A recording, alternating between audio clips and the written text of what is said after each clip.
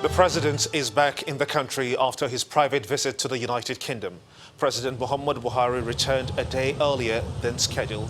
The presidential jet touched down at the Nnamdi Azikiwe International Airport at about 9:45 p.m.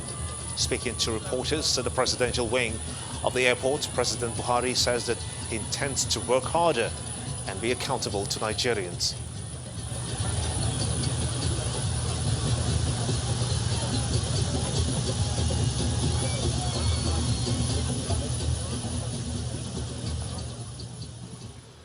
Two persons have been killed and 6 others injured, while about 17 vehicles were burnt after a tanker containing premium motor spirit fell and spilled its contents on the old toll gate in the Stanford area of Ogun State.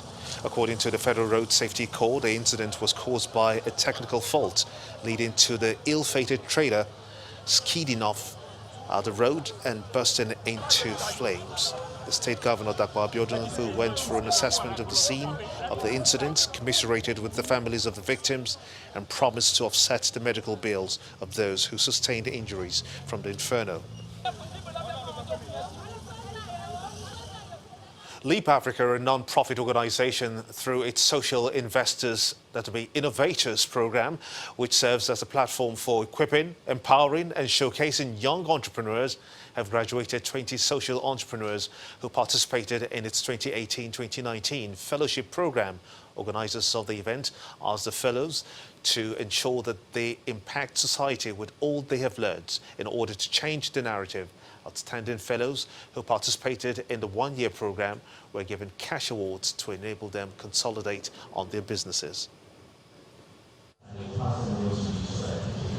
This hall is filled with young, bright, innovative minds who are changing the narrative of entrepreneurship in Nigeria and Africa at large, and making impacts on their communities through their various social enterprise. Prepared for a cause, a voice we raise. They're gathered for the 7th edition of the Social Innovators Program and Awards, SIPA, with a theme, People, Profit, Planet, the tripartite win. This event is put together by Leap Africa, a youth-focused leadership development organization that celebrates the achievements of young innovators. One of the things which attracted us and certainly attracted me ever since I started working in Africa more than 25 years ago is the fact that young people and their vision about the future, the ability to put things together, leads us to surprising, wonderful, and sometimes highly productive places. And nothing has transformed the continent more than the vision and the ideas of young people and the energy of young people. These fellows, as they're addressed, have undergone several capacity building programs and are graduating after a year.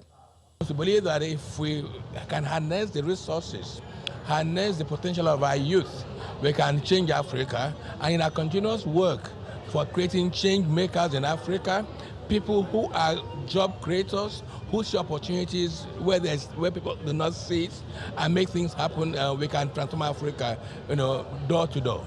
Panelists gave pep talk on how young innovators can contribute to nation building. Fellows Oscar Obiora Udewuna. The lucky innovators were selected for the fellowship from the numerous applications. 3 of them emerged top of the group and are rewarded for their efforts. What we do over a one-year period is equip them with the skills, the networks and the connections to actually establish these organizations, put in systems and structures and grow their organizations. And what we're seeing is the impact. We are so blessed in this generation that you can take courses online, you can read books, you have easier access to people, to mentors. So you have to explore and constantly develop yourself in the areas of your dreams and your passion. Leap Africa believes that the Social Innovators Program for enterprising young minds in Nigeria will continue to bridge the gap in youth unemployment in the nation. A leading indigenous oil servicing company, Nestoil, now has a new look. At the unveiling ceremony in Lagos, the group managing director of Nestoil said that the new corporate identity represents the company's agenda for market penetration, social investments and economic growth.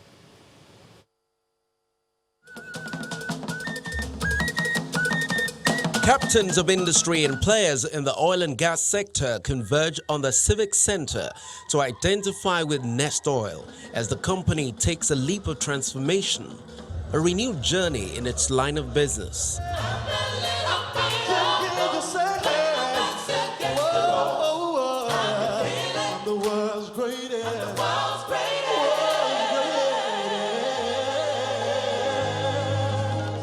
In an effort to re-strategize, position and build a compelling brand around its values and vision, Nestoil unveils a new corporate identity.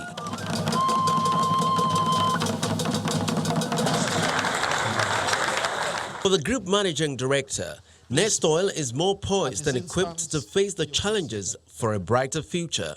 Today's exercise is symbolic in many ways. As we unveil a new identity, we are making a fresh commitment to exceed the expectations of our stakeholders at all times.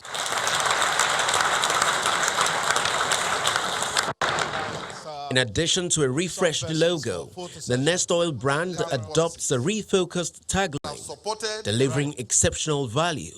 The new logo for us represents the essence of who we are and who we aspire to be going forward into the future. It all sums up the company's quest to remain the leader in the oil and gas industry. We are one of those companies that pioneered the participation of Nigerians in the oil industry. Before we came on board, Nigerians were not participating because they felt that that industry is just for the expatriate companies. So the arrival of Nestoil, turned the table. And for us to succeed in that industry, we became the face of it. Over 1,500 direct employees, Nestoil promises to continue to redefine industry standards and remain a reference point in the oil and gas industry. It's time now for business news on the News at 10 with Ann Waudu. Thank you, Gimba. Good evening and welcome to Business News. The Organization of Petroleum Exporting Countries, OPEC, and its allies could face stiff competition in 2020 due to surging oil output, and that's according to the International Energy Agency. In its latest monthly report, the Paris-based energy agency estimates that non-OPEC supply growth will surge to 2.3 million barrels per day, and that will happen next year, compared to 1.8 million barrels per day this year, due to production from the United States, Brazil, Norway.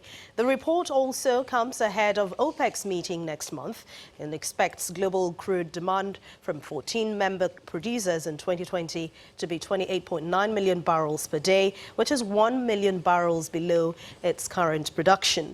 Meanwhile, OPEC Plus will hold its latest meeting for the year between December the 5th and the 6th in Vienna, that's the Austrian capital, to discuss production cuts.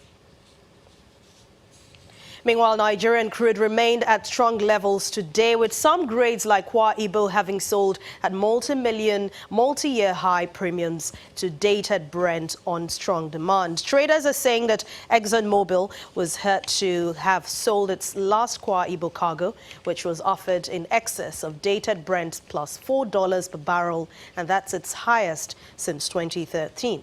Similarly, Bonny Light was last being offered at $3.50 above dated Brent and is assessed at its highest differential since 2013. Traders say that demand from Europe has been robust, while high differentials for comparable North Sea and Mediterranean grades have supported Nigerian barrels. And let's take a look at the stock market a day after posting its biggest gain in months. The stock market retreated slightly at the close of trades today. Investors are seeking high-yield options, and it took profit on key bank stocks. Let's hear more from Chimeze Obiwagu.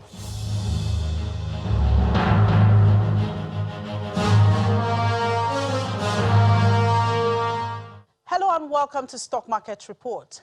The profit taking seen on the banking stocks today was highly anticipated after that heavy gains on Thursday. And of course, given that today is Friday, the last trading day of the week, banking stocks such as GT Bank, Axis and Zenith Bank all shed some weight, and that pulled down the banking sector by as much as 1.68%. Nonetheless, activities were heavy on them as stocks from that counter still appeal to investors putting them first on the top trade list. Now, the volume and value recorded today weren't as much as Thursday's, but it's still all good. Throughout the trading session, we saw the bulls and bears struggle for supremacy. In the end, the bulls took the upper hand, though marginally, as we can see there on the overall market index movement. While the future certainly looks bright for the equities market, traders are looking forward to a renewed optimism come next week. And that was the stock market report. I'm Chimezie Obi Iwago. And that's business news for tonight. Thank you so much for watching. Have a wonderful weekend. I'm Anne Nwawadu. The Chinese government has condemned an attack on Hong Kong's Justice Secretary in London. Theresa Cheng was mobbed by a group of protesters when she fell and was treated for an arm injury in hospital. Here's Juliana Olainka with more international news in Around the World in 5. Good evening from the Channel's newsroom in London. British police say they're investigating an alleged assault on the Hong Kong Justice Secretary, who was pushed to the ground by demonstrators during a visit to London yesterday. This footage shows the moment Secretary for Justice Theresa Cheng was surrounded by pro-democracy protesters. She is then pushed to the ground. A statement by the Hong Kong government said Cheng suffered serious bodily harm. China has lodged a formal complaint with Britain and have urged authorities to bring the perpetrators to justice. 这里我要指出，这起骇人听闻的袭击香港特区政府高官事件发生在英国，与一段时间以来英方一些政要在涉港问题上是非不分、颠倒黑白、明里暗里为暴力违法行为张目。 为反中乱港分子站台有直接的联系。如果英方不改变其错误做法，继续火上浇油、挑拨怂恿，必将遭到反噬，贻害自身。 The condemnation comes after China's President Xi Jinping released his strongest comments yet on the escalating standoff, calling for a swift end to the violence. Xi also backed the Hong Kong government's handling of the city's 6-month-long political crisis. For days, rioters have been causing extensive damage in various districts. Hong Kong police announced they have opened a murder investigation following the death of a 70-year-old street cleaner who was allegedly hit in the head by a brick thrown by masked rioters on Thursday. The former US ambassador to Ukraine, Marie Yovanovitch, has been testifying publicly before the House of Representatives Intelligence Committee. The Democratic-led impeachment inquiry is looking into whether US President Donald Trump abused his power by withholding $391 million in US security aid to Ukraine. Yovanovitch was removed from her post as ambassador to Kiev in May, at a time when Trump is alleged to have persuaded Ukraine to carry out 2 investigations of Democratic presidential contender Joe Biden and his son Hunter. How could our system fail like this? How is it that foreign corrupt interests could manipulate our government? Which countries' interests are served when the very corrupt behavior we have been criticizing is allowed to prevail? The popular tourist destination St. Mark's Square in Venice has been closed to the public as the historic city is inundated by exceptionally high levels of water. A state of emergency has been declared after the lagoon city suffered the worst flooding in more than 50 years. Water levels are expected to rise over the weekend.